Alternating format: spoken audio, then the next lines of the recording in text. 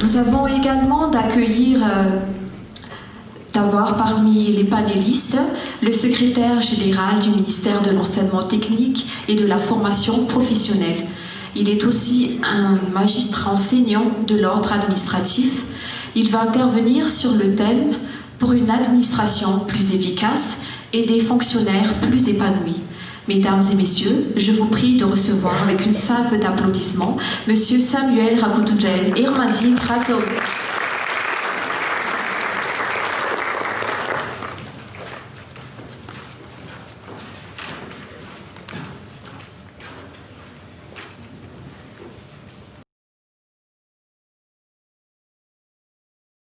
Mesdames et messieurs, honorables assistants, mes chaleureuses salutations. Aujourd'hui, il m'est choix l'honneur de vous présenter un thème qui me tient à cœur et que je pense être opportun dans le cadre du thème général de cet atelier, servir l'État au XXIe siècle. Pour ma part, moi, je voudrais surtout développer un sous-thème que vous voyez déjà inscrit devant vous, pour une administration plus efficace, des fonctionnaires plus épanouis, et j'ajouterai à la disposition des usagers.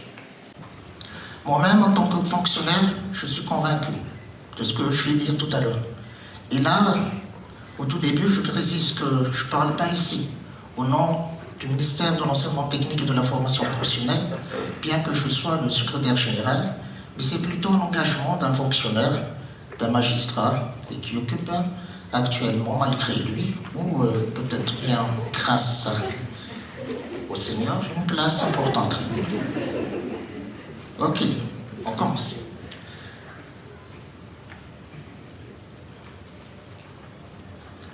Je vais tout de suite commencer par une question. Quelle image avez-vous de l'administration publique malgache? Je crois que le topo et le constat qui étaient tracés par l'ancien panéliste n'étaient pas assez, je ne dirais pas assez religieux. Mais j'essaierai quand même de relever un peu notre image à travers mon intervention. Mais de quel genre d'administration également rêvez-vous? Des questions claires, et je pense que la réponse, vous l'avez déjà.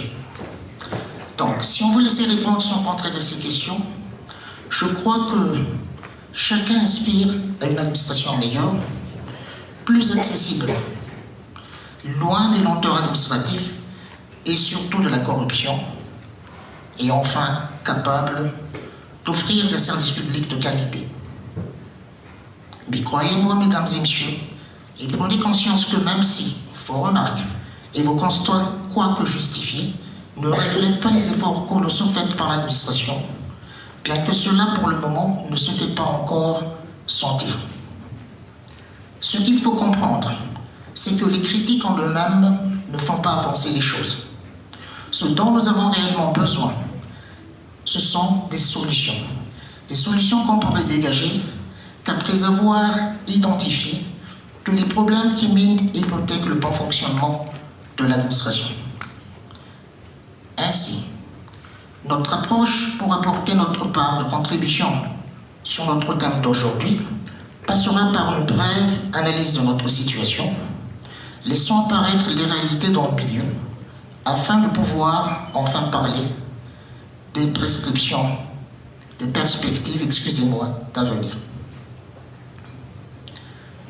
Pour la première partie, la question, encore une fois, est assez claire. S'agit-il de servir l'administration ou de se servir de l'administration? Serez-vous d'accord avec moi que la vocation de tout agent de l'État est de servir l'administration et partant servir le peuple et l'usager à travers les services publics de l'État? Mais force est de reconnaître qu'entre servir l'administration et se servir de l'administration, entre guillemets à des fins personnelles, népotisme, copinage dans le cadre des recrutements, favoritisme dans le cadre des passations de marchés publics, délit d'initiés, détournement de deniers publics, et j'en passe, à considérer la situation actuelle de l'administration, la tentation est bien grande pour ne pas user de son influence, de son pouvoir, de sa position pour tirer profit au avantage d'une situation donnée. L'intérêt général est ainsi relégué au second plan. Mais personne n'est étrangère à cette situation, car à un moment ou un autre de votre vie, on a tous déjà demandé des services, des faveurs, un coup de pouce à l'un de nos proches parents ou amis occupant un poste à responsabilité. N'est-ce pas? Non. Non. Non. Je dirais, normal selon nous, ça coule de source selon d'autres. Il faut être fou pour ne pas en profiter. Peut-être bien. Mais il y a matière à réflexion. Mais comment renverser la tendance? Comment faire renaître dans l'esprit des agents et fonctionnaires de l'administration sa vocation principale, servir l'intérêt général? Comment changer cette image malpropre de l'administration, vue et comprise à travers les yeux des usagers? Pour ce faire, commençons par le commencement. L'administration publique malgache a adopté le système de carrière. Dans ce concept, le fonctionnaire est appelé à intégrer un corps et à faire carrière dans ce corps. En conséquence, il se trouve dans une situation réglementaire, ce qui implique stabilité, sentiment d'appartenance, solidarité, esprit de corps. Bon nombre d'entre vous, si vous ne l'êtes pas déjà, aspirent à être fonctionnaires. Le système malgache donc repose sur le système de carrière avec tous ses avantages, comme également ses inconvénients. Comme tout concept, le revers de la médaille est aussi à considérer, comme le vieillissement du personnel de l'administration. Des fonctionnaires, malheureusement, partisans du moindre effort. Du côté du Nord, on parle, il y en a d'âge élèves que vous connaissez tous, Tel Poloandou, Franza Varek. Donc il faut juste travailler 30 jours et votre salaire est dû. Donc on ne parle pas là de résultats et de rendement, mais seulement le temps passé derrière son bureau, encore si c'est le cas. Un corporatisme malsain, il a lieu de le dire. L'esprit de corps peut être vu sous deux angles. Un esprit d'appartenance, un esprit qui pousse chaque fonctionnaire à défendre son corps, à défendre l'administration. Et lorsqu'il s'agit de défendre un collègue, un ami, qui est certainement dans, je ne dirais pas dans le droit chemin, mais qui a certainement quitté la voie du droit chemin, là, je parlerai plutôt d'esprit de corps malsain. Bon nombre de fonctionnaires se sont laissés surprendre par la routine. Donc ne pensons plus que ce qui se passe aujourd'hui, sans aucune perspective d'avenir, mais juste faire fonctionner l'administration et à la fin du mois percevoir un maigre ou un confortable salaire, percevoir son salaire tout simplement. Pour les fonctionnaires et autres agents de l'État, donc un constat également s'impose. Un constat qui n'est pas des meilleurs. Avec un manque flagrant de discipline et de respect de leur propre statut réglementaire, ne citant que leur obligation de ponctualité, d'assiduité, de plein emploi, de neutralité, de rendre compte. L'image n'est pas des plus belles. Avec des fonctionnaires certes stables financièrement, surtout, beaucoup de personnes nous ont envié pendant le confinement, sans travailler mais percevoir quand même son solde. Ça, c'est des avantages. Mais se plaignant toujours de salaire insuffisant, ne couvrant pas les dépenses vitales du mois et de fait vulnérables à la corruption. Du point de vue des usagers, l'administration publique assure une mission de service public et par définition très succincte, c'est un service rendu aux usagers par l'État. Par conséquent, elle doit être accessible à tous.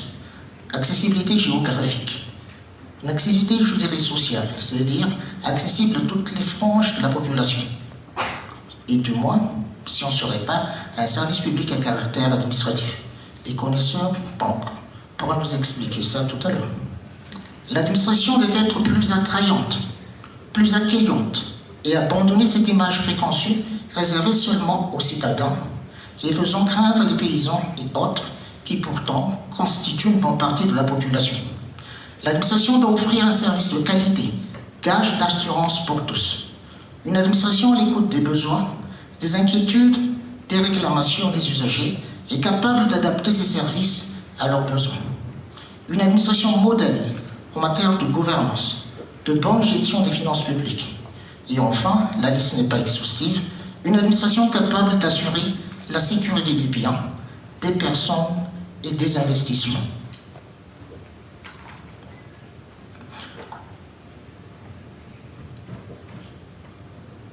Maintenant, passons à notre deuxième partie. Quelles pourraient être les perspectives d'avenir? Est-ce que la solution, la question, donc la tournure de la phrase est tout à fait voulue, pour que nous puissions par la suite débattre de la question. La solution serait-elle de changer complètement le système? Donc c'est une réforme totale, en adoptant le système de l'emploi, système adopté dans les pays avancés comme aux États-Unis. Dans ce système, le fonctionnaire est recruté pour occuper une poste, mais non plus pour être membre d'un corps.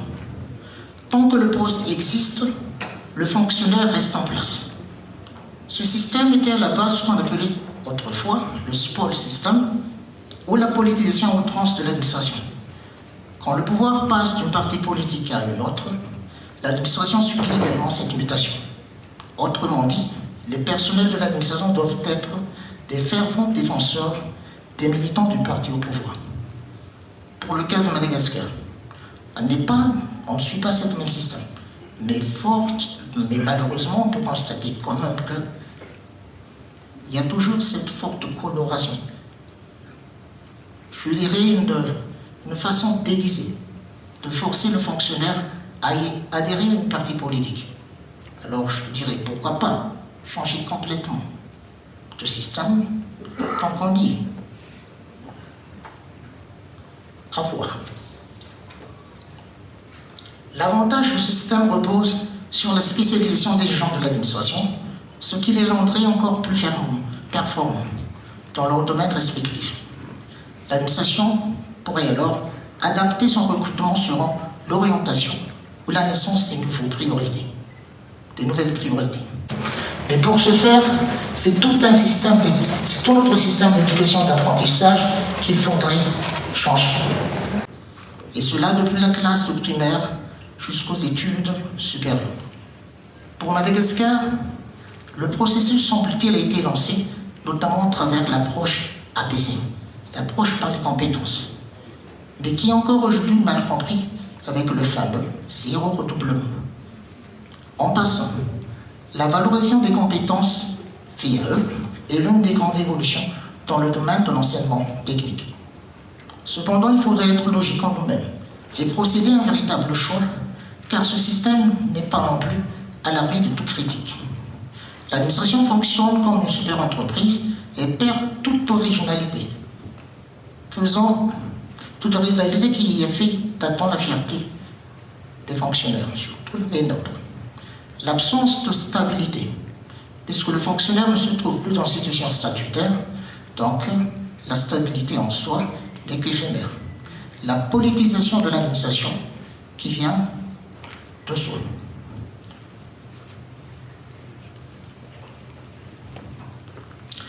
La solution pourrait également venir des fonctionnaires plus épanouis, ou alors des usagers plus engagés. Pour le premier cas, pour les fonctionnaires plus épanouis, en quoi est-ce que ça pourrait porter, disons, un plus l'administration? La mise à disposition de l'administration d'agents ou de personnel compétent et plus motivé pourrait constituer l'ébauche d'une autre solution. Mettre et tenir des agents de l'État compétents, professionnels et intègres, capables de contribuer au développement du pays par la fourniture de services publics de qualité dans des délais satisfaisants, on est une autre. Pour ce faire, des efforts doivent être faits sur les points suivants pour relever ce défi. Motivation, l'octroi de moyens, la discipline, le suivi et contrôle, et enfin prévoir également des sanctions. En parlant de motivation, il ne s'agit pas forcément de salaire, comme beaucoup de syndicats le revendiquent. D'ailleurs, cela ne résoudrait le problème qu'en moitié. Mais plutôt, moi, je parlerai de primes de performance, peut-être semestrielles, peut-être annuelles, c'est selon. Donc, mettre en place une culture de l'excellence entre tous les fonctionnaires et agents de l'État. Pour notre ministère, par exemple, l'octroi de bourses d'études aux enfants des personnels les plus méritants est en étude. Créer un environnement de travail attrayant, une ambiance de travail conviviale et saine est presque fait. En parlant de moyens, cela suppose des moyens personnels qualifiés répartis dans toutes les régions de Madagascar. Des moyens financiers, des moyens matériels, des moyens personnels qualifiés, je m'excuse. Il nous faut des agents, des personnels de l'administration compétents capables de suivre les évolutions technologiques, l'évolution de l'administration vers l'usage du numérique. À titre d'exemple, la formation à distance qui est en réelle progression aujourd'hui doit être l'usage. D'où l'importance de la formation continue et du recyclage des fonctionnaires. L'importance également de la bonne répartition du personnel de l'État. Je ne m'étalerai pas dessus parce que les autres panélistes sont déjà fortement développés. L'importance de la bonne répartition du personnel de l'État, mais également le référencement exige également pour que le fonctionnaire soit épanoui dans son travail des moyens financiers qui devraient couvrir les besoins de l'administration en termes de fonctionnement, d'investissement suivant un PDA budgétisé et réaliste et répondant aux réels besoins des usagers et à la politique de développement de l'État. Cela suppose également des moyens matériels, équipements informatiques, fournitures et autres. En parlant de discipline, les mesures suivantes s'imposent. Application stricte des lois et des textes réglementaires existants sur la fonction publique, respect de la hiérarchie, des obligations professionnelles, respect des règles d'éthique et déontologiques. En parlant de suivi et contrôle, des indicateurs précis quantifiables dans le temps, à court terme, à moyen terme et à long terme doivent être définis. En parlant de sanctions, il s'agit de prendre des mesures coercitives à l'encontre des fonctionnaires violant leurs obligations professionnelles et les règles d'éthique et déontologiques, et surtout des sanctions exemplaires à l'encontre des fonctionnaires corrompus. A contrario, les fonctionnaires les plus méritants méritent aussi d'être encouragés par des sanctions positives comme les lettres de félicitations, les distinctions honorifiques, l'intégration pour les agents encadrés, voire un avancement exceptionnel. Notons que c'est l'essentiel de nos discussions porte sur la responsabilité de l'administration. Il ne faut pas aussi oublier le rôle majeur que les citoyens peuvent jouer lorsqu'ils sont engagés.